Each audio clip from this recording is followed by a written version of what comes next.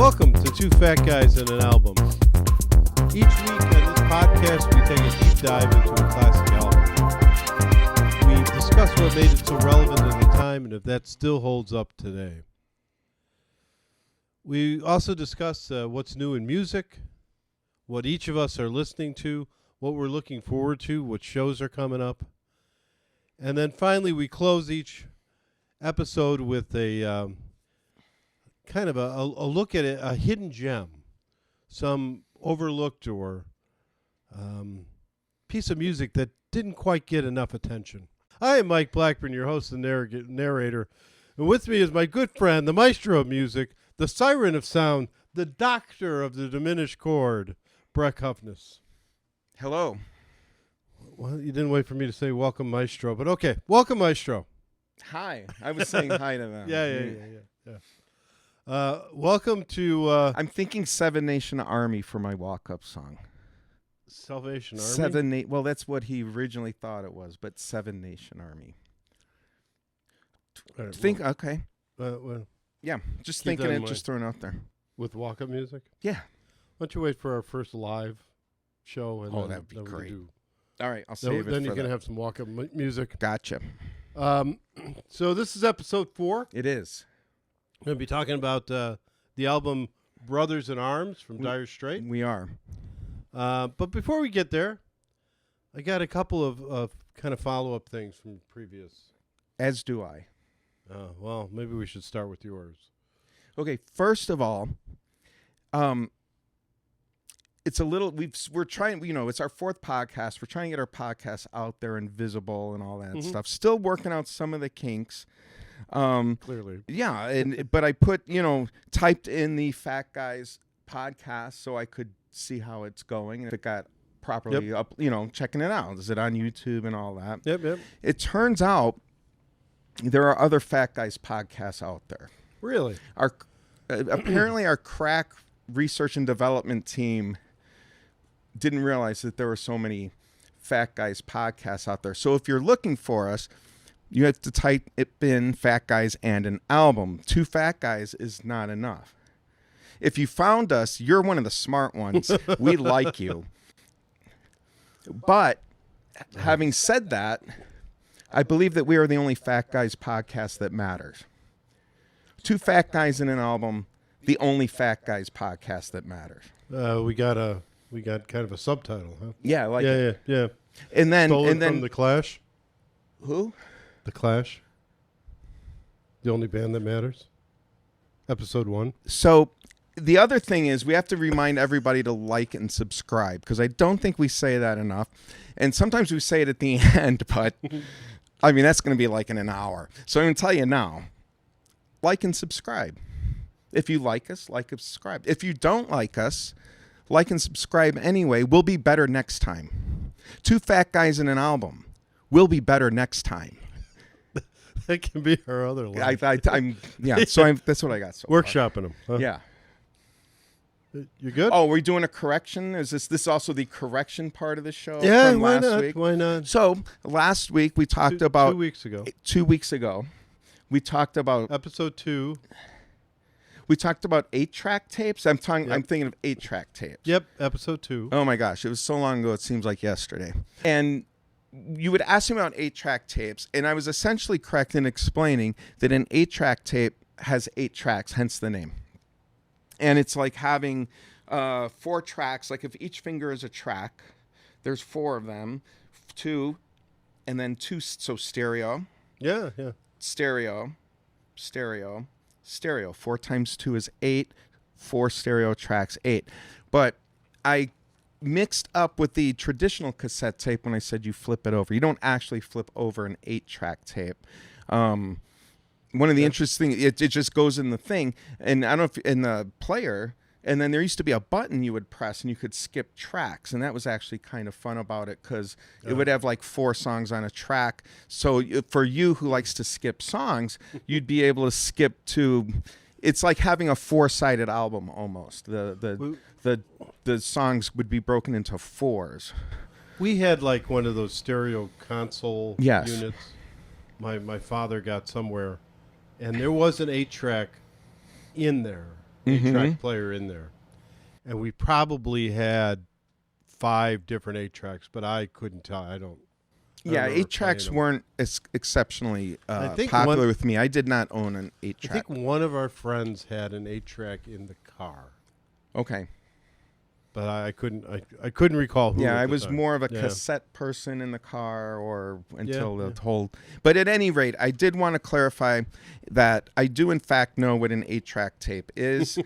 And like 10 minutes after we shot the show, I was like, oh, I said that wrong. So don't have to put it in the comments. I know the 8-track tape does not flip over. You can still put it in the comments. It'll be fun. It'll amuse me. Okay.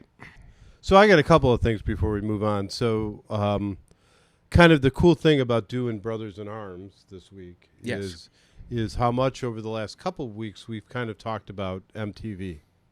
Yeah, I think it actually motivated the selection of Brothers Yeah. in Arms. Not a coincidence, actually. You know, we kind of talked about how influential they were and then the decline to where they are today, at least in my MTV. You're referencing MTV. MTV and correct. videos. Yes. How popular they Yep, were. yep, And, sorry. and yes. Sorry. So one of the things that just kind of I was thinking about, and somebody commented on it, and it kind of brought it to light, but as much as it influenced music, it also created, I don't know, would you credit it with like creating genres? Hear me out. So, and this sort of gets killed by, this theory kind of gets crushed by the band Kiss, but you know, bands like Twisted Sister and the hair metal and the glam rock kind of thing Yes. really, in my opinion, only existed because of MTV, because you had a place to see the videos, right? I think you answered your own question because hair has been a thing since, I don't know, Samson and Delilah, say. And then there was like, I don't know, I'm going to skip a couple 2,000 thousand years. yeah. But And you then there had was like Kiss. you had like the hippies in the 60s, and there's Yeah. lots of hair. The Beatles went from like Beatle haircuts. Like hair was a thing for the Beatles. They could have been a hair band, although not this obviously the same style of music or the same look. But when they were popular, everybody had to get a Beatle haircut. So I mean, music hair, I think, has always been a thing. You've always had flamboyant performers like, say, T-Rex or David Bowie in the early 70s. Led Zeppelin, Deep Purple. The list of rock bands with lots of hair is quite long. What did probably change? Well, I believe what you're trying to say is that hair bands were interesting to you because they were on MTV and Tawny Katane was dancing on Whitesnake's car. I believe that might be what you're looking for. But I believe the genre of music, of metal type music and long hair would have existed without MTV. Okay, so I'm not going to argue where you're taking that. Mm-hmm. But kind of what I was thinking is like Twisted Sister wouldn't have been more than a cover band if it wasn't for Well, if you're trying the to makeup and the again, T-Rex was doing makeup long before then. I mean, rock bands were doing makeup before. I believe, perhaps, in the sense of a genre, maybe I don't know. I'm trying to help you with your argument, and I can't. I think what you're trying to say is the visual element made certain bands popular because they were so visually. I mean, Madonna might be someone that you would come to mind because she was an MTV star. So if I didn't call it hair metal and I called it like glam rock, yeah, but glam rock existed again. T-Rex, David Bowie. I mean, it's. I don't think it's a strong argument. I do think it's easy to say that certain bands were more popular because they were more photogenic, or certain artists were more photogenic, and they received the exposure of video, and certain artists were more skilled at making videos. They got so. The album we're talking about today, without skipping ahead too far, Dire Straits was a very nice band until they released Money for Nothing on MTV, and they blew up and became the biggest band in the world for a short amount of time. So I'm not sure I'm going to go as far as to say that genres were created. I don't think that's possible, but I think that there's definitely artists who knew how to knew how to take advantage of this new format and looked good doing it and helped them become successful. I've said Twisted Sister. Yeah, Twisted Sister, but Poison, Rat, Snake, Def Leppard, Cinderella. Yeah. But I think even Def Leppard was, Motley Crue. These bands also, I think, predated MTV. Yeah, they may have been around, but I think that the visual aspect of it kind of. They certainly got a lot of airplay.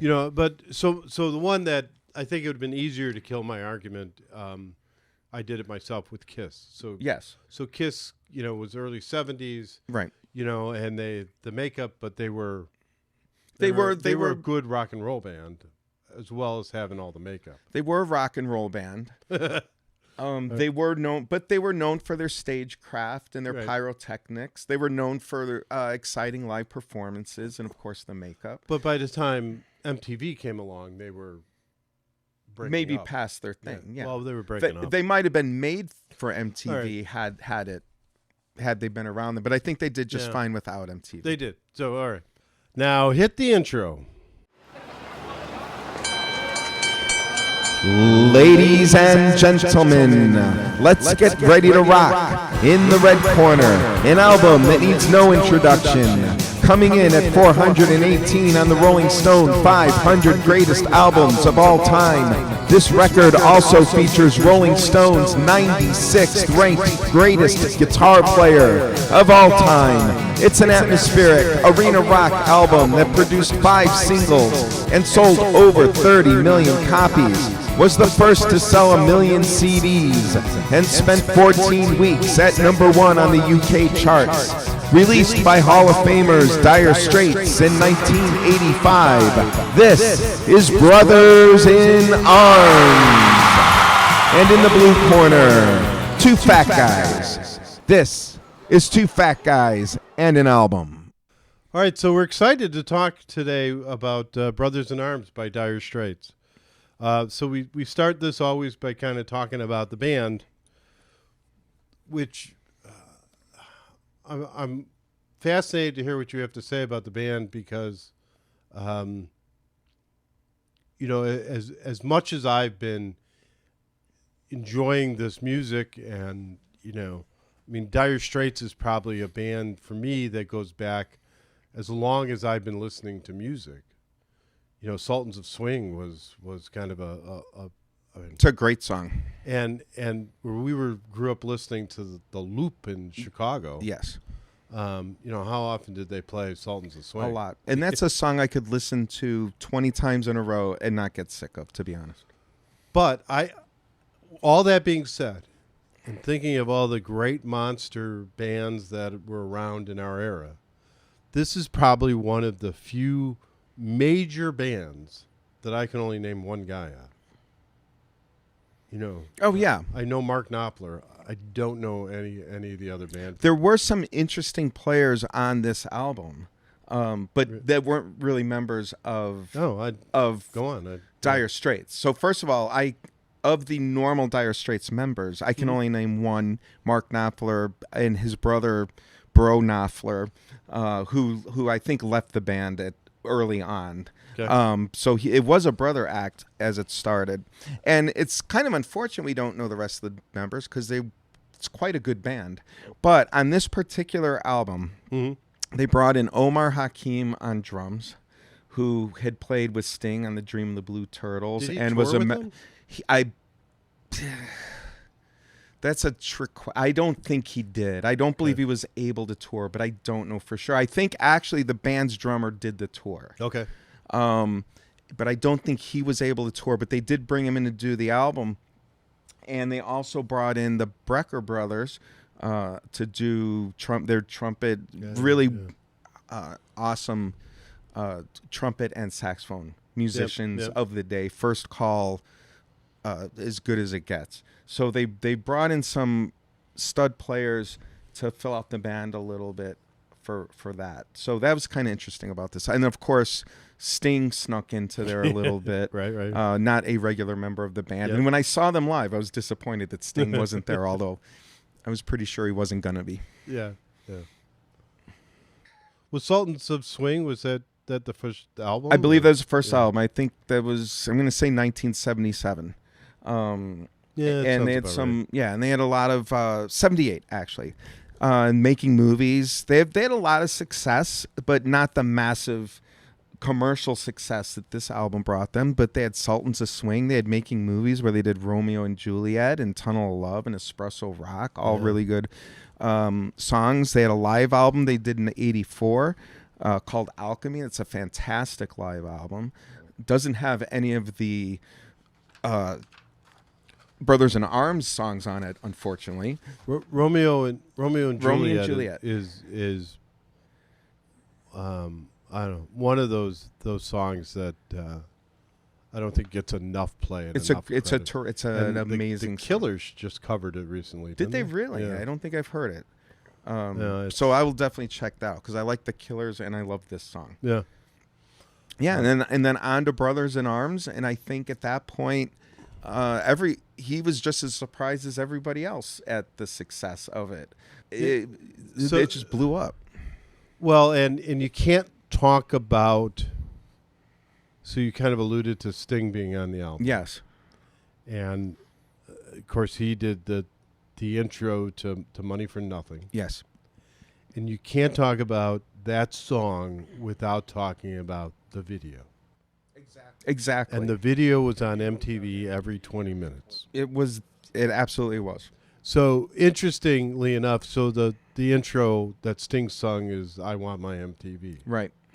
Which was MTV's media campaign starting in 1982. Mm-hmm.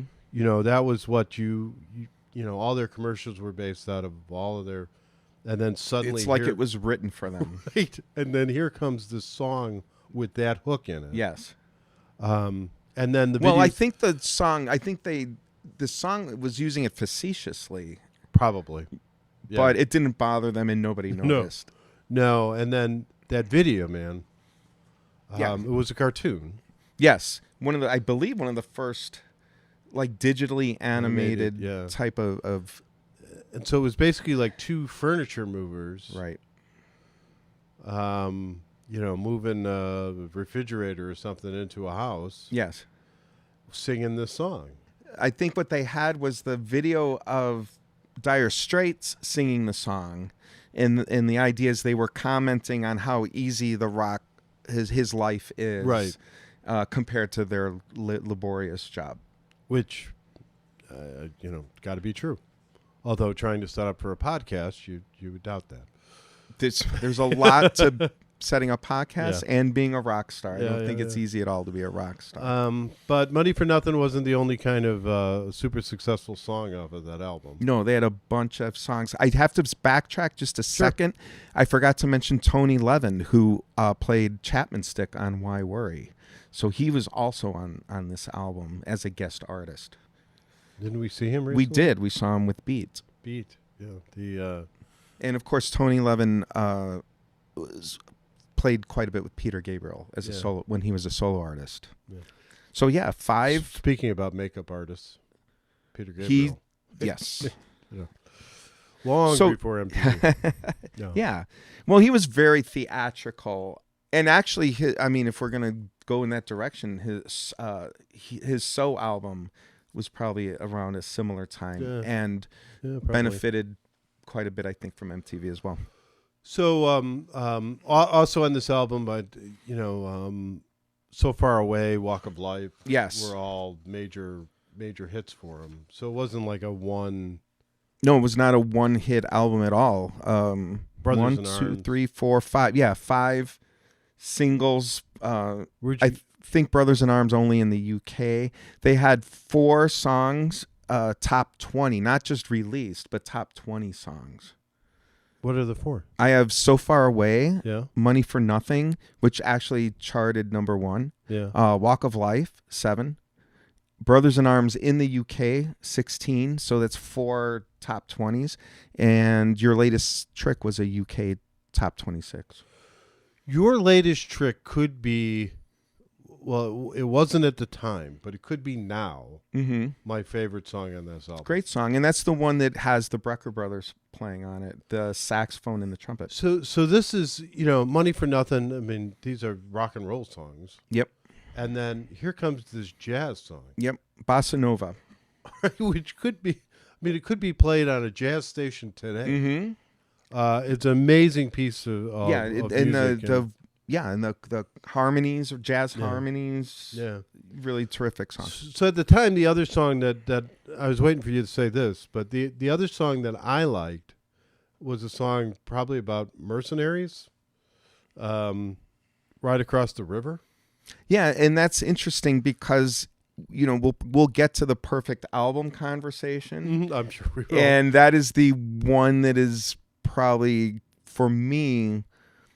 I mean, there's a couple, but Right Across the River is the one that I'm least interested in on the album. Yeah, no, for me that's the end of the first side, which is Why Worry. I love Why Worry. And especially following Your Last Trick or Your Latest Trick. Mm-hmm. Your Last Trick? Latest? Your Latest Trick. Your Latest Trick. Yeah, and Why Worry wasn't a single, Yeah. but personally, I enjoy this. I like this Your song Latest quite a bit. Trick wasn't a single in the U.S., was it? I don't believe it was. I have it put down here as a UK single. It is. I mean, if you haven't heard it, it's worth to go back and listen to. For sure it is. Clearly, I mean, like the first minute and a half is just instrumental, Mhm. the horns and And it has the same it's still atmospheric in the way that these Mark Knopfler's songs tend to be. yeah.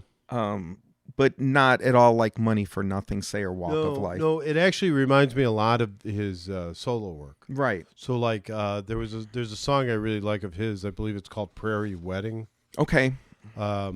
Only a couple years old, maybe. Okay. And it has that same kind of vibe to it. And going back and kind of listening to this album a couple of times in preparation for this, it stunned me how much I'm like, that's 2010 Mark Knopfler, Right. 1990 Mark Knopfler, 1980, whatever this was. Yeah.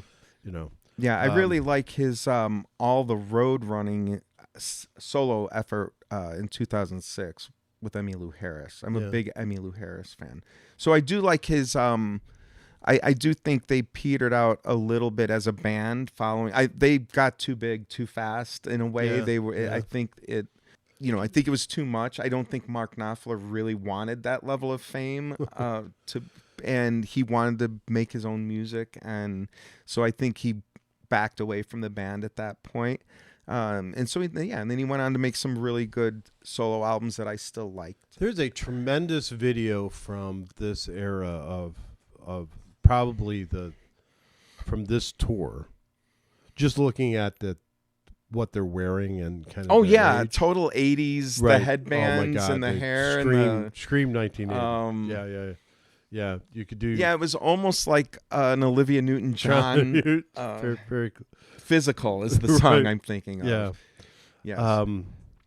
But it's them doing Sultans of Swing. Yes. And it's like a 12-minute version of Sultan of Swing. Oh yeah, the And live version's just ridiculous. And that's where you see what a musician Mark Knopfler is. Oh yeah, well that guitar solo by itself, even the non-live guitar solo is legendary. But there's probably a 4-minute one in. Oh yeah, where that it video. stretches it out a little bit just, for sure. Just amazing. Yep. Which, this is our first kind of monumental guitarist on Yes. album we've kind of talked about. I have my list. Okay. Actually, printed it out and have it sitting in front of me. Right. I'm a total list guy. Always love my list, listening to my list. Yes. So I have my list of my top 20 guitarists. All right. He's not on it. He's not on your personal list of top 20 guitars. And as I was kind of doing some digging around, looking at some other lists and seeing what Rolling Stone thought of him, etc., he's not really on anybody's top 20 list, which is sort of shocking. He's I've got him at 96 in the Rolling Stone top 250. Right. So he's still in the top.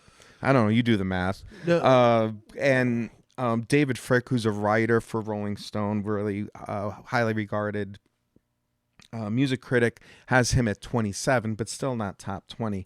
But here's the interesting thing about lists. And by the way, the Rolling Stones list, most recently, 2023, is pretty much been panned far and wide for its inclusion of just what they have.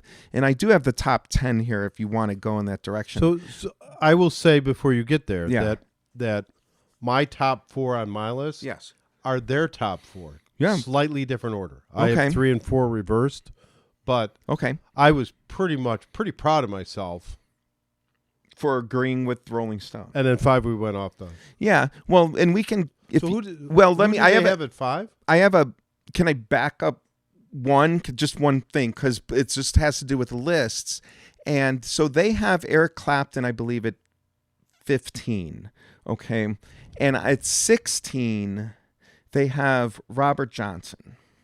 And Robert Johnson was like the OG of guitarists, right? Yeah. And I just find it interesting that, this isn't right or wrong. It's just something that it makes me think. But without Robert Johnson, it doesn't exist the way it exists today. I mean, I'm sure people would have figured out how to play electric guitar somehow. But Robert Johnson, everything you hear goes back to him. He's the Adam of guitarists. I get that. Yeah. But Rolling Stone is and mine, and probably everybody would have a brain on the planet. Mm-hmm. Number 1 is Jimi Hendrix. Right. Because he kind of he took what everybody was doing before him and elevated it, blew it up. Right. And I guess the point is Eric Clapton is a better guitar player than Robert Johnson. Like, there's no question. Just like you could have somebody who ran a 4-minute mile, for eons, nobody could run a 4-minute mile. And then all of a sudden somebody runs a 4-minute mile and he's the greatest runner in the world, And then like 2 weeks later, someone else runs a 4-minute mile, and now it's high school kids run 4-minute miles. I think so. It's just, all I'm saying is the perspective of the list, and where does this argument go? But to go back to what you asked me originally, Jeff Beck is number 5. 6 is Sister Rosetta Tharpe. And I did not get a chance to research Sister Rosetta Tharpe, so I plead ignorance on this. However, it does seem like I'm assuming she goes back to the Robert Johnson situation of being an influencer. I think she's beyond an right. influencer. I think Nile Rodgers from Chic at 7. That's a head scratcher for me. I don't recall Chic having especially good guitarists. And then B.B. King, 8. Big fan, huge fan. So you missed the top. So I had Jimi Hendrix, Chuck Berry, and then I had Eddie Van Halen ahead of Jimmy Page. Yeah, I had those two switched. Yeah. But 5. Yes. I had Stevie Ray Vaughan. That's on your list. On my list. Okay. Well, so now basically you're just Stevie Ray Vaughan. Oh God! Like probably my favorite out of all of them. You can put him on a list, but probably my favorite. But I've had arguments with other people that want to put Santana ahead of Stevie Ray Vaughan, and Santana, he could play the guitar too. I have him at 12. Yeah. So then, are you saying Stevie Ray's better than Jeff Beck? So we could go forever. Oh, quite no, honestly. I get it, Yeah. and so it's kind of the fun thing about lists is, Yes. is where people rank. So I have Clapton at 6 just to finish my top 10. Sure.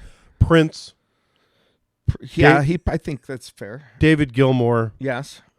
Randy Rhoads, Sure. and Pete Townsend. It's a solid top 10. Like, I'm not Yeah. going to nitpick any So, of those. so my problem with my own top 10 Yeah. is that 11 then becomes Dwayne Allman. Well, Dwayne Allman. Oh, okay. Well, Dwayne Yeah, Allman's 10 on Rolling Stone. So you I didn't. think Dwayne Allman. So should- you're just upset that he didn't make the top I 10, do. but you think he should. I think like So then you have to kick somebody out. right. Well, I think like most of my top 25 should be in the top 10. I mean, these guys are, Well, I mean, other people, you got Jeff Beck still on there. Yeah. You got B.B. King. You got Neil Young. in some regard, You know. that's why the lists are a little bit silly. And we have the same discussion about food. right. Right. Like you could Yeah. throw a cat and hit an awesome hot dog stand in Chicago or an awesome pizza place. And at some point, Throw a cat. I think the saying's throw a dead cat, but I didn't want to offend anybody.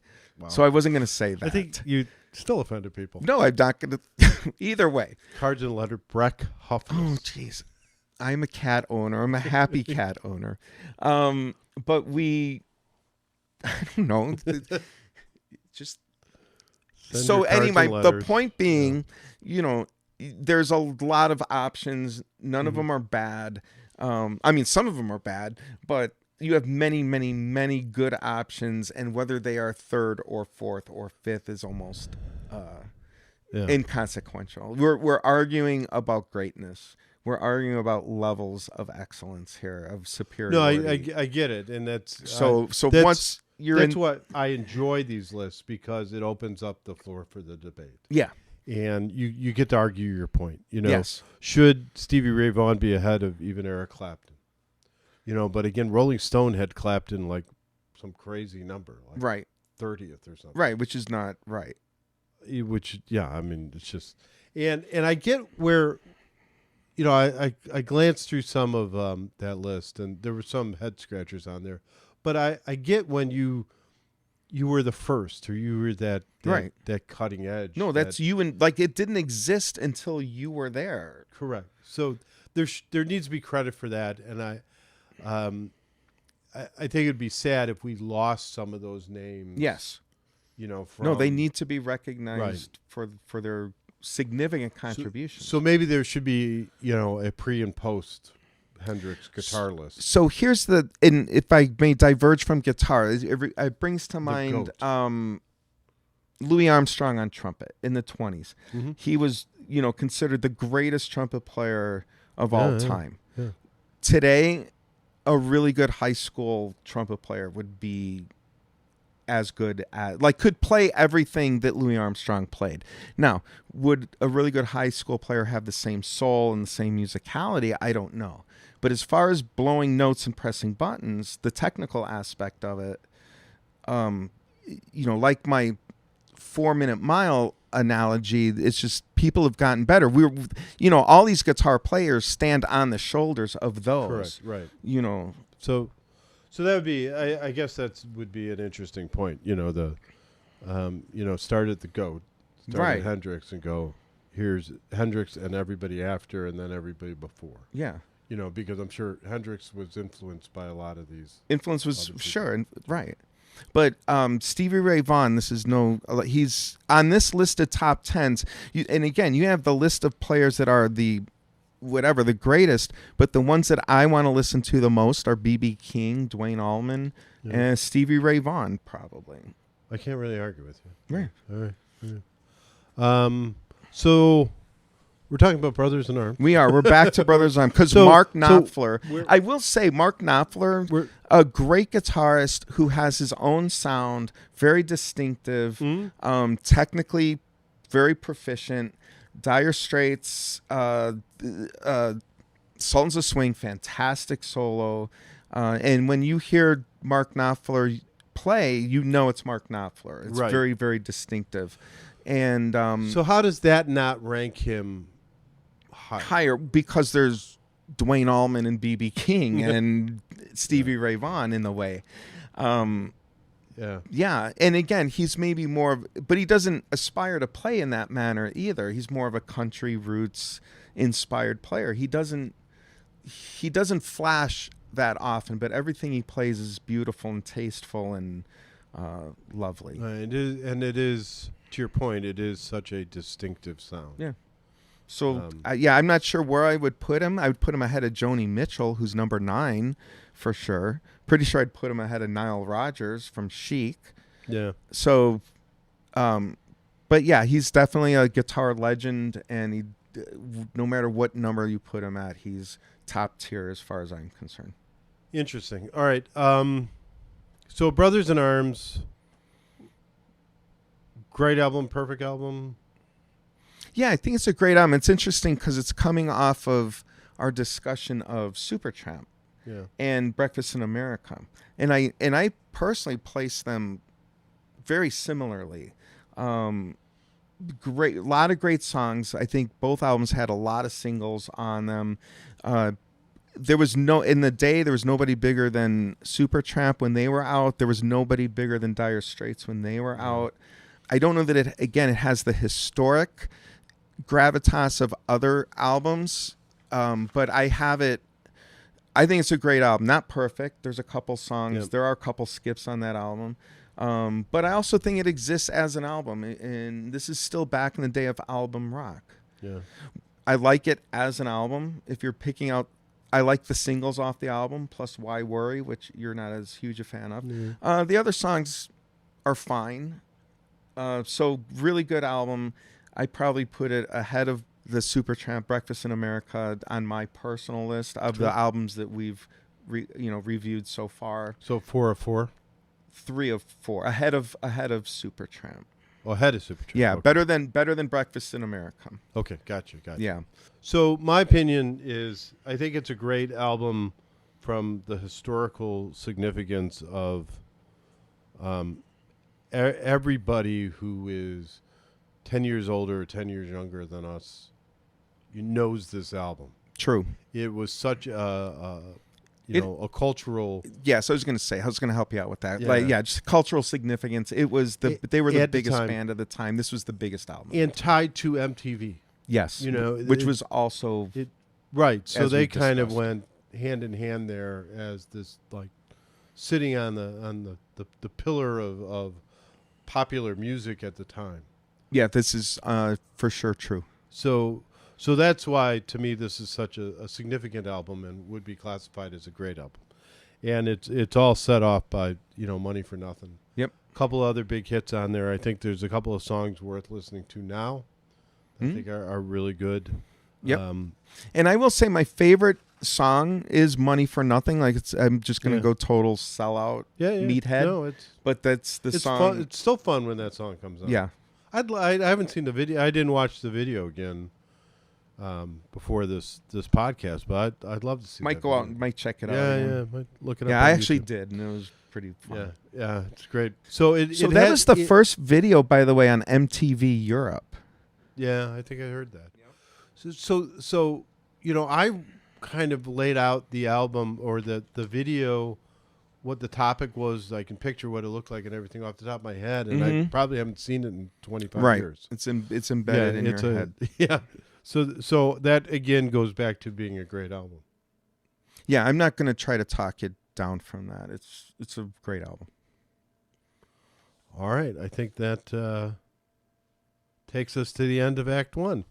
And we are very proud to announce here at this first break between Act 1 and Act 2 that we have a sponsor. We have a live We have another sponsor.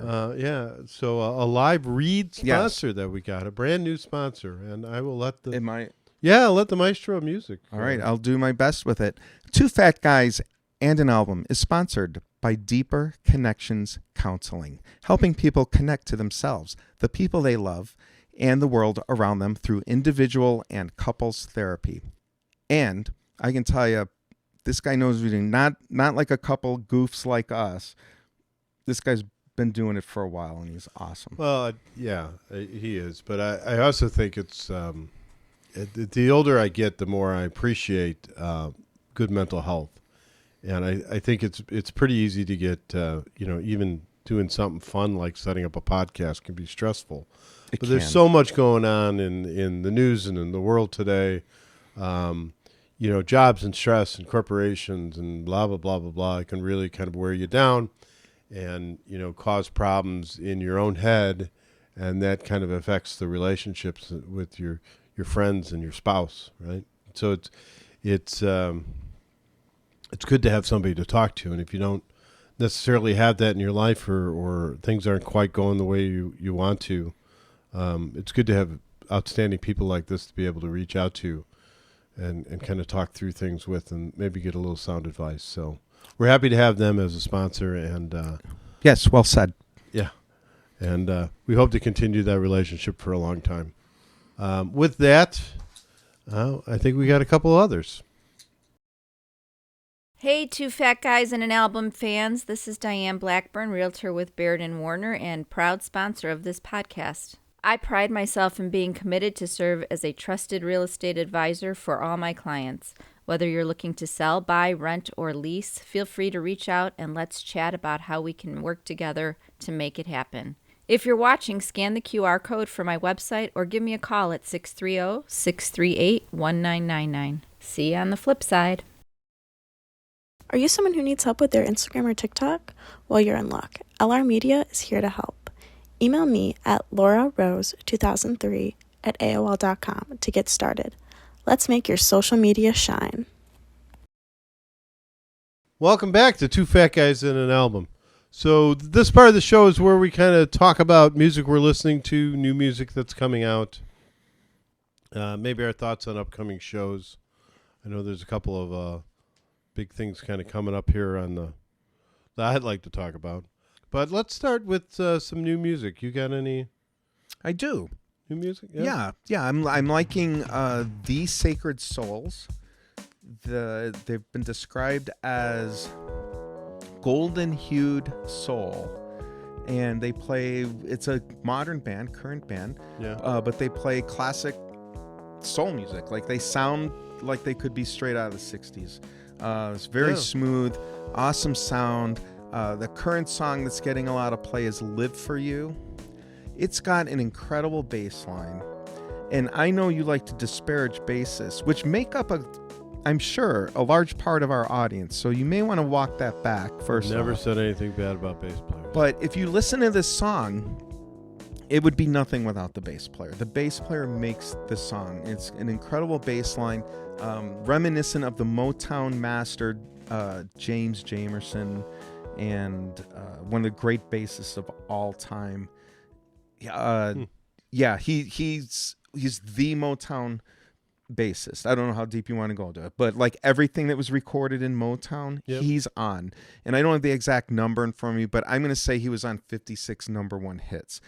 And so back in the day, and you know about all these other Stax Records and Muscle Shoals and these recording studios. Well, they had house bands. Well, isn't there like a Netflix special now about? There is.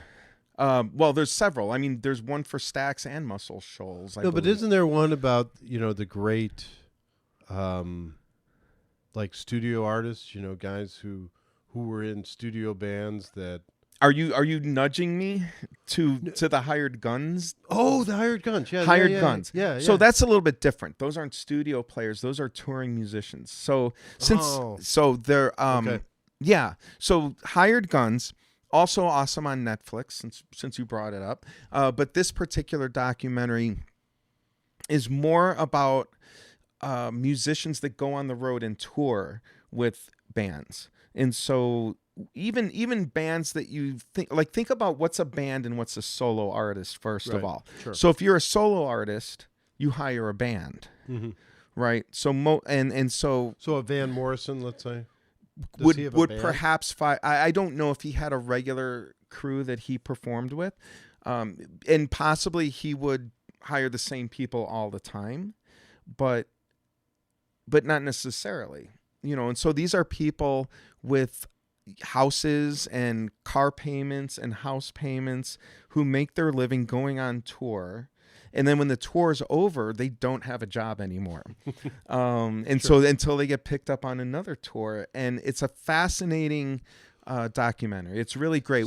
So that's a lot like other crews. I mean, everything from like a film crew doing a movie. It could to, be. Yeah, they're the freelance sound crew freelance yeah. musicians. So maybe even like the roadies or the crews that travel with the band, set the stuff up. Yes, it could be. Yeah. No, I get it. Yeah. So definitely check out HiredGuns on Netflix. You would enjoy it. Yeah, no, it's on my to-do list, but yes. I have not quite gotten around to it. So that was way off. Neither of us were prepared for that one, but no, it's good. All right, I got a couple. Okay.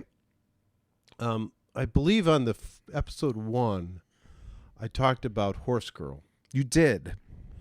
And they have and they have an upcoming album that's coming out. So they released their second single. The song is Switch Over. Mm-hmm. And I think Horsegirl is actually, although a very weird name for a band. Especially a band from Chicago. Yeah, we don't have a lot of Not horses. a lot of horses. We have a lot of girls, no horses. Yeah. Yeah, not a lot of horses. Got to go out west. But it's a great... this is just a solid band. I would like to actually see them sometime. I'm sure we will. I look forward to the entire album. But so I would recommend the song Switch Over from the upcoming album Phonics On and On by Horsegirl, to be released on Valentine's Day. Yeah. The other band, I don't know if you sounds like a gift for the wife, like a box of chocolates and a CD. if one still could get a CD. Yeah. I think it's probably easier to find or a vinyl. Yeah, I was gonna. Yeah, CDs, you could probably get a vinyl. Yeah. The other band that I've really kind of rediscovered, and I don't know if you had a chance to listen to anything by them. It's a band out of Brooklyn called Florist. Yes.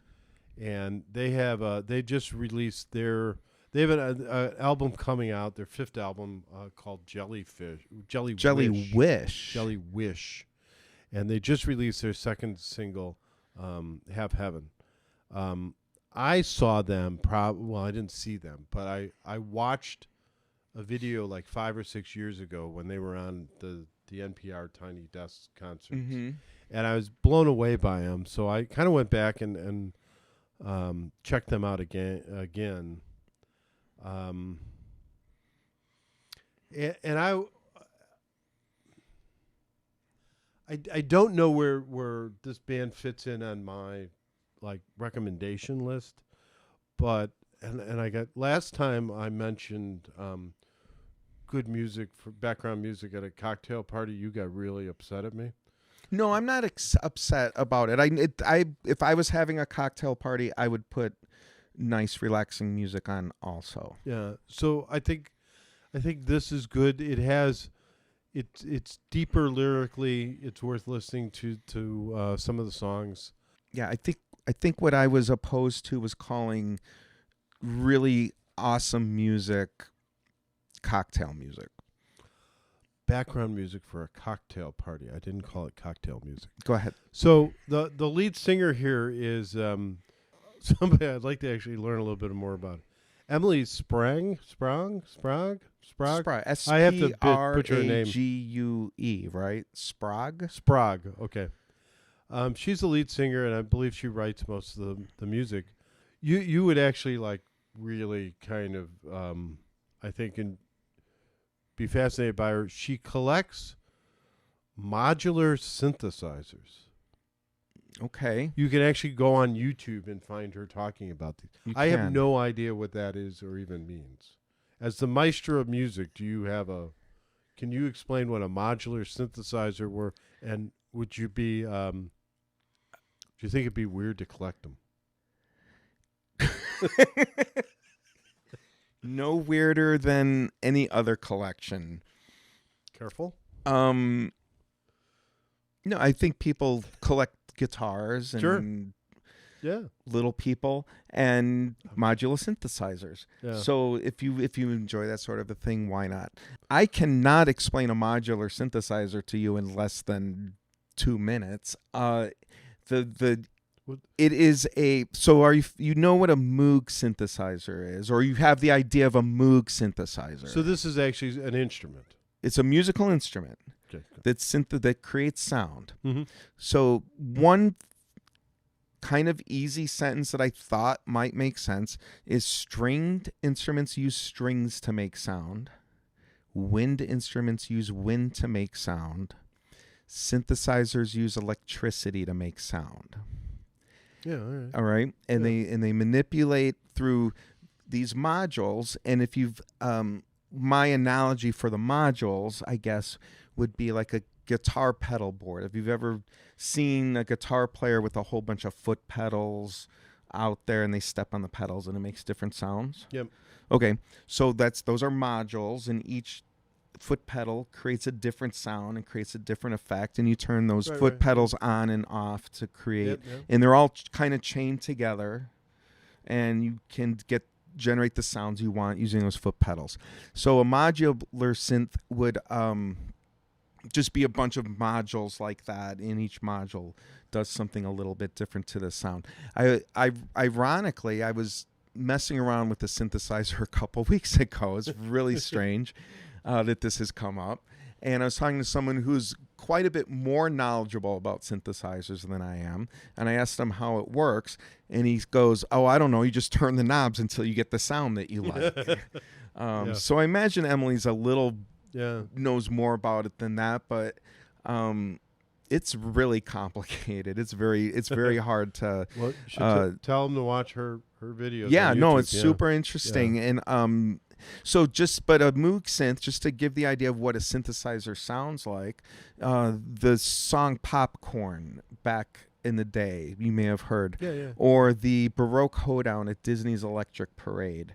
Those were both created on Moog synthesizers, actually by the same person, Gershon Kingsley.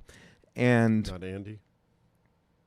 no, and I looked that up. I did, because there was like an urban legend that former NHL goaltender Andy Moog was related to the Moog synthesizer family, and I believed that to be true with all my heart, and could not find confirmation of that. You and I are the only people listening to this who Well, get that the whole people story. in Edmonton and Boston will get it. Yeah.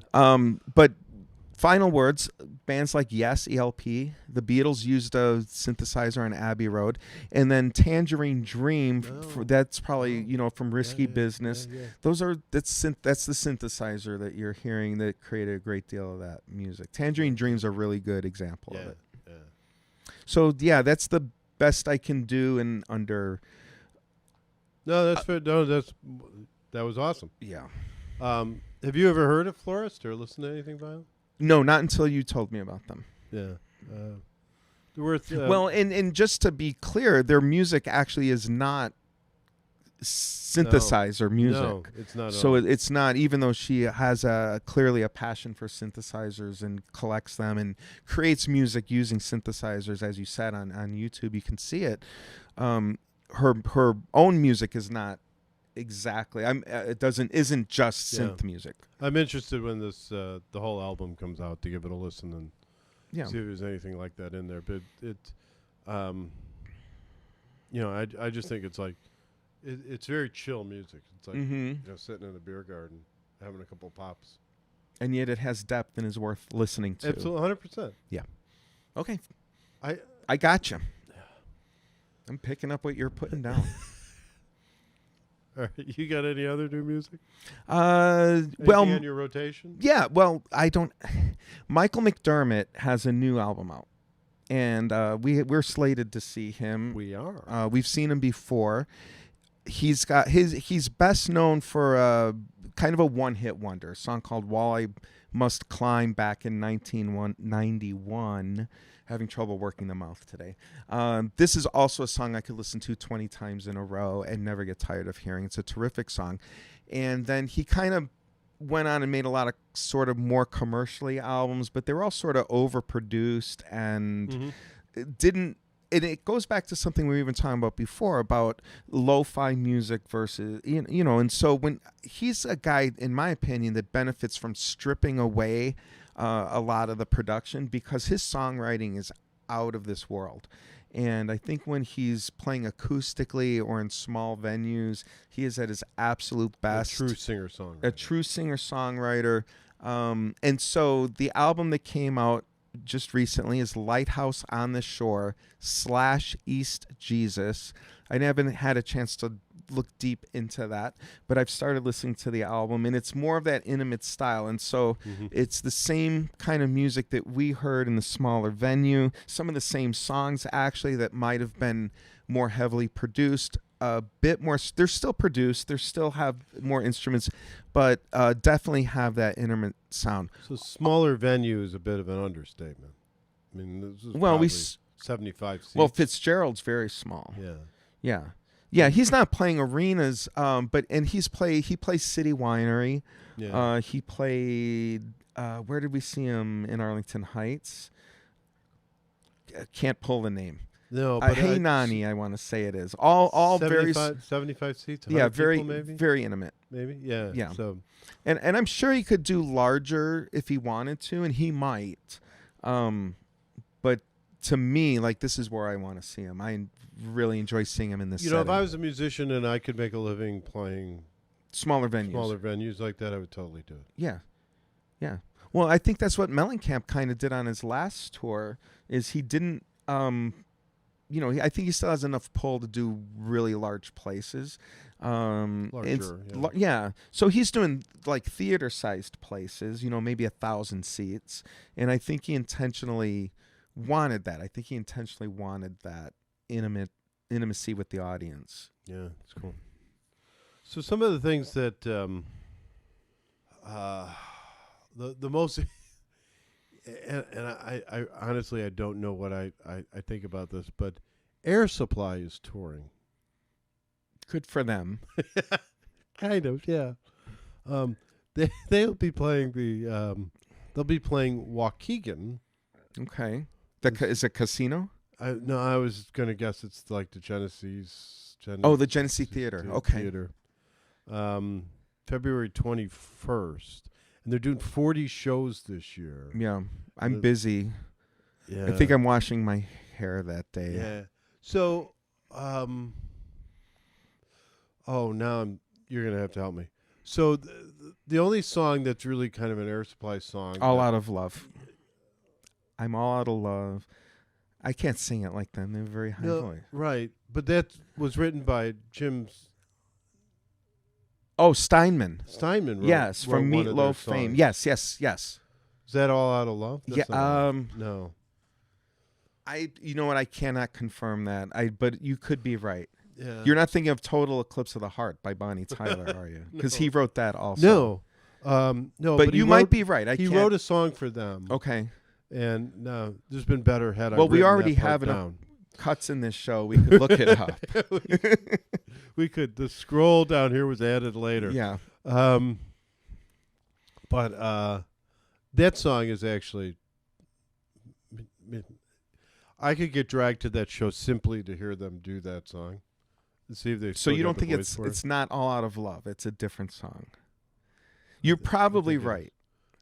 And I would know it the second you said it if you looked it up on your phone right now. Yeah, I'm not going to do All that. right. But Sorry about that. yeah. This will be in the corrections in our we'll next cover show. that If you're next show. curious about the song we're thinking all right, of, no, you can tell them just something. watch the beginning of the next show, which tends to be our corrections part of it. All the things we screwed up in this show, we were like, oh, that was so silly of me. Why did I say that? Or we could get some fact check music, like the Jeopardy theme. Maybe we could play the Jeopardy theme now. Making Love Out of Nothing. Making Love Out of Nothing at All. Yep, yes. That's the one for sure, and that's a Jim Steinman song. Excuse the I'm so technical sorry pause. I couldn't pull that. It's so no, obvious. but that's, Jim Steinman is, I don't care who he's writing for, but. Well, it's him. You definitely know it's him. There's these epic, wandering, meandering lyrics. Yes. Anyways. That have a point at the end usually. Usually they have a little bit of irony to them and some double entendres and puns and things like that. Yeah. And the other thing I've been looking for, so for a few years, we went to see the Blue Ox Festival, Yes. which was kind of a Roots Americana, bluegrass. Americana bluegrass sort of festival, and it was just like one great band after another. We haven't been there in a couple of years, so I started looking at other kind of these festivals to see if I could find anything that was worth taking a road trip for, or finding a sponsor to give us free tickets to. Right. And there's a lot of just amazing kind of shows that are out there. Yep. One I kind of stumbled across is the Boston's Calling Okay. Music Festival at the Harvard Athletic Complex. Okay. And it's like, 3-day show like Blue Ox is. Probably 100 bands, Mm-hmm. but like 8 we would want to see. Is that good or bad? Is that enough to draw you to a festival? No, it's not. And I mean, 8's kind of a lot, assuming they're not all playing at the same time. The problem when you go to a festival and there's 8 bands you want to see and they're all playing on separate stages at the same time. But if you're there for 3 days and, who's going to go sit there all day anyway? So we're just going to go probably for the headline. So you have 2 or 3 bands each day. You're doing pretty good, I think. I guess. But the interesting thing is how, eclectic these shows are. And I don't know if they're just trying to draw everybody or... Are you talking? It sounds like you're talking about the New Orleans Jazz Festival. Well, why don't you... Because that's a pretty famous jazz festival, too. And they announced their lineup. And when you say eclectic, have you had a chance to... Did you notice any of the lineup? No. It starts with Pearl Jam, Dave Matthews, and Luke Combs. So when you're... Which is weird because Boston Calling has Luke Combs headlining like Friday and Dave Matthews headlining Sunday. Okay, so these guys are on the festival tour. Right. Right. So these guys not especially New Orleans-y. No. But Lil Wayne is playing with the Roots, so that's kind of interesting. John Fogerty, Swampy, he can do it. Harry Connick Jr., very New Orleans. Cheap Trick, Chicago band. Yeah. Don't usually think of them for New Orleans. Trombone Shorty, though.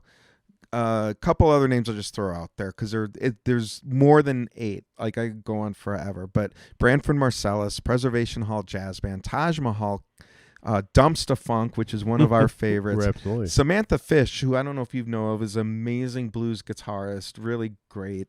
The Radiators, Joshua Redman, a fantastic saxophone player, jazz saxophone player. Dirty Dozen Brass Band, which probably is not the same Dirty Dozen Brass Band. I'm sure they've gone through multiple iterations. So anyways, that's a fairly large festival that just announced their performers. Bonorama will be performing at the New Orleans Jazz Festival. So Boston Calling. Yes. Here's Luke Combs. Yeah. Sheryl Crow. Mm-hmm. The Sacred Souls. I'm loving them right now. Yeah. The Black Crows are there. Cage the Elephant. Mm-hmm. Cage the Elephant, I believe, is at New Orleans. Dave Matthews is Sunday. Before them is Vampire Weekend. Tom Morello is also on this. So I mean, there's Right, stuff I'd it's- like to see, but there's a lot that I don't. That know. you don't. No, and I thought when you said that, it made me instantly think of New Orleans. Like, they're definitely, well, think about Lollapalooza as well. Started off like a more of a narrow genre of music, and it just became, I think Paul McCartney played. It was like supposed to be this, I don't know, grungy Yeah. rock type thing, indie type stuff. I assume these are a lot of money for these I don't know. festivals. I've thought, well, Lollapalooza is a lot of money. Yeah. So I don't know. I mean, I'd like to do one. I'm not. I'd like to go somewhere and do one, but I'm not sure what. Yeah, we'll work on it. Yeah. All right. Well, any other final thoughts on Act 2?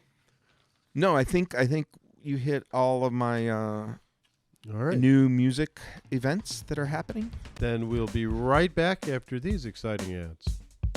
This episode of Two Fat Guys in an Album is brought to you by Smidge Films. If you're looking to bring your ideas to life with some cool cinematic work, Smidge Films has you covered. from brand stories to promos, we'll help you tell your story in a way that really sticks. Check us out and see what we can do for you.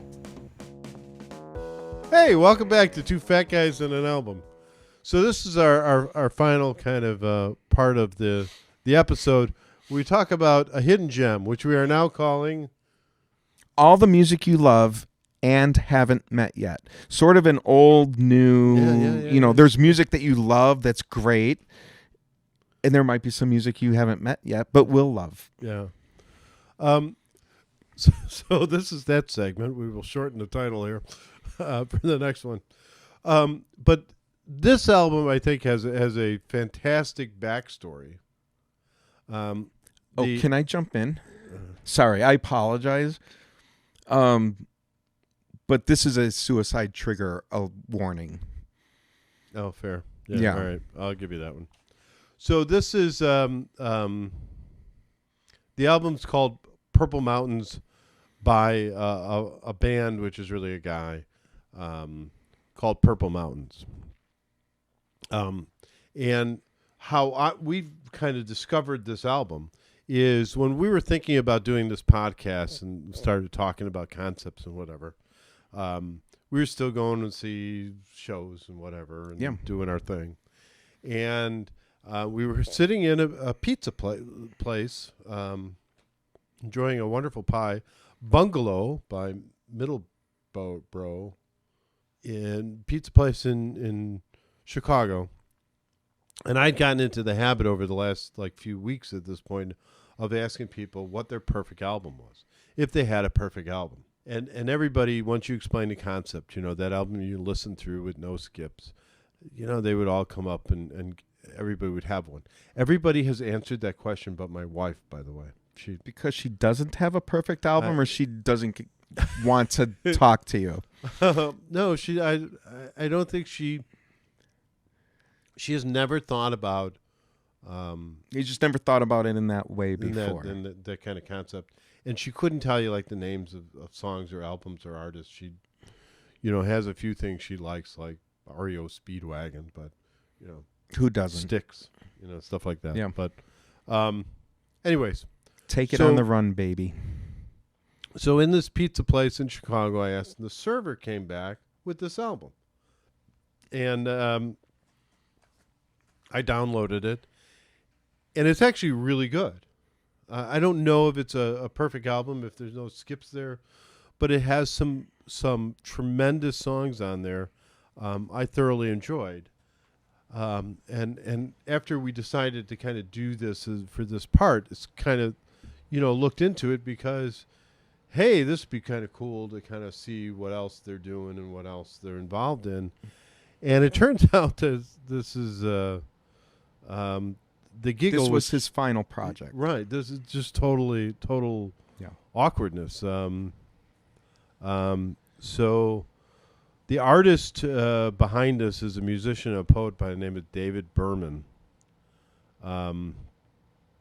He was involved in this. He was actually part of a band called the Silver Jews for a period of time. And a month after the release of this album, he died by suicide. Yes. So it kind of adds a lot to the lyrics and the music of this album. But I do think it's a remarkable piece of music, or a remarkable It is. album. Yeah. No, and I had the same, I put the music on, listened to it, and it was interesting right away. It was very, very interesting. And I thought, I like this.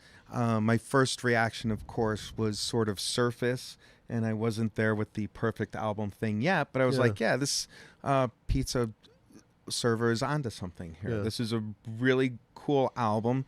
Kind of surprised that they would even who would think of this album, because it's pretty obscure. Yeah. He is from Chicago, by the way. Or at least it was recorded in Chicago and Brooklyn, and was released by Drag City Records, which is at Cicero and Diversey. Really? Yes. So it has a strong Chicago connection. Yeah. He grew up in Texas, I believe. Okay. Yeah, but there's a Chicago connection to this album. So the album, I will say, doing this podcast in general, back in the day, as we've talked about, you would get an album and you'd sit down and you'd live with that album and you'd look at the lyrics and you'd understand everything about that album. And over time, I think that's been lost. That's definitely been lost for me. Like, you just put an album on, you listen to it, and you just kind of decide if you like it or not, or this is a good song, it's not a song. But I don't know if I've cozied up to lyrics as much as I used to. Yeah, sure. You know, and in so once I knew we were going to talk about this album, then I really dove into the lyrics of it. Yeah. I love this album, and it does take on a different meaning knowing how it ended for him. At first, it seemed like it was dark, kind of a dark humor and self-deprecating. It's funny, it's clever, it's thoughtful, it's ironic. And, you know, and when you hear music like that, you at least in my imagination, you think, oh, this is a cathartic experience for a person, you know, to get this out and to put it down and to express it. It was, you know, obviously it wasn't cathartic. It was, and he had attempted suicide before, so it's not, you can't even call it a cry for help.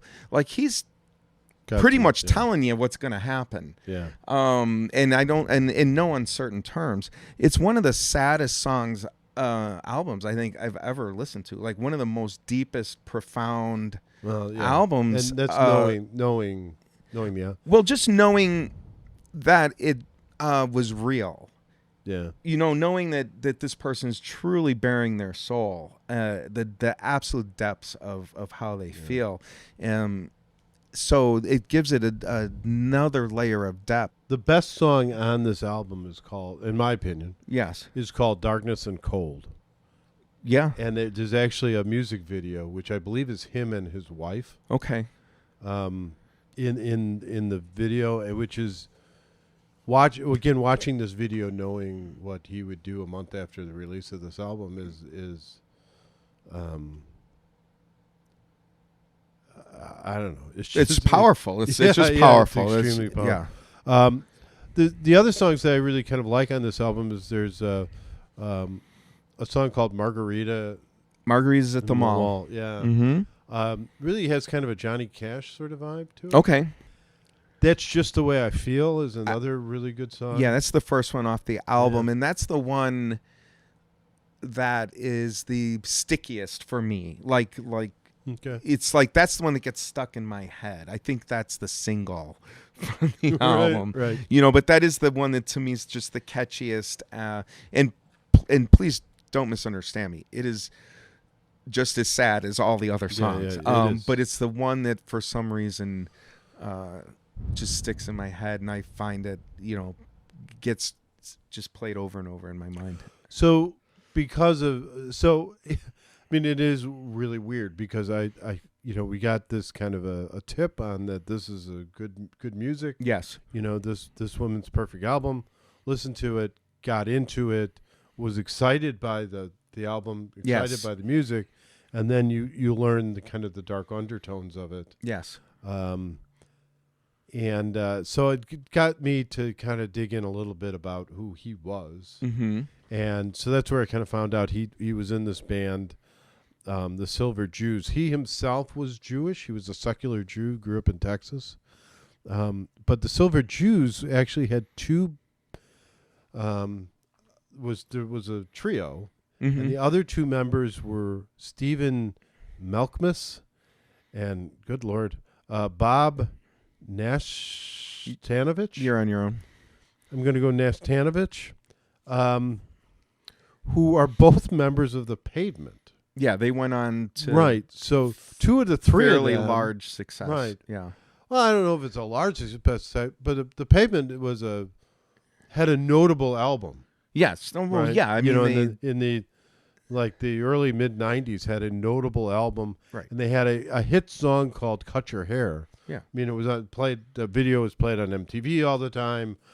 They performed it on like the Tonight Show. Mm-hmm. It was in an episode of Beavis and Butthead, which was a cultural kind of institution at that point in time. On MTV. Yeah, Right. on MTV.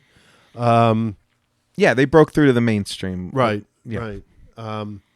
For a short period of time, but yeah, they were popular, and from everything I've kind of read, he really was kind of felt left out and kind of hurt by that.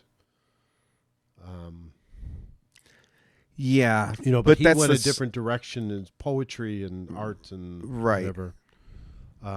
But clearly, a phenomenal musician. Yeah, a great poet. I mean, this is a song, again, it's an album that is sort of stripped down, so you're getting, the poetry stands out, the lyrics stand out, and the lyrics are outstanding. They're super thoughtful, They are. super literate, and I mean, it's The poet is truly there. yeah, it's well written. So it's worth listening. But as the Maestro said early on, if you have thoughts of hurting yourself, please reach out and talk to somebody. Yeah. Get help. Wow, that was It's that's heavy. How about Great. those bears? yeah, great album.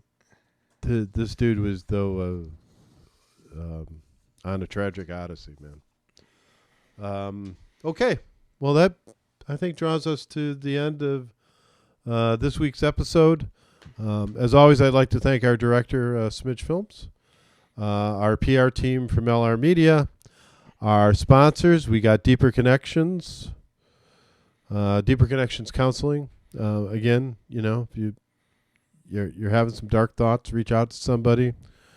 Deeper Connections would be happy to help you. Smidge Films, Diane Blackburn from Beard and Warner. I am, as always, I am Fat Guy Number 1. Fat Guy Number 2. And until next week, happy listening.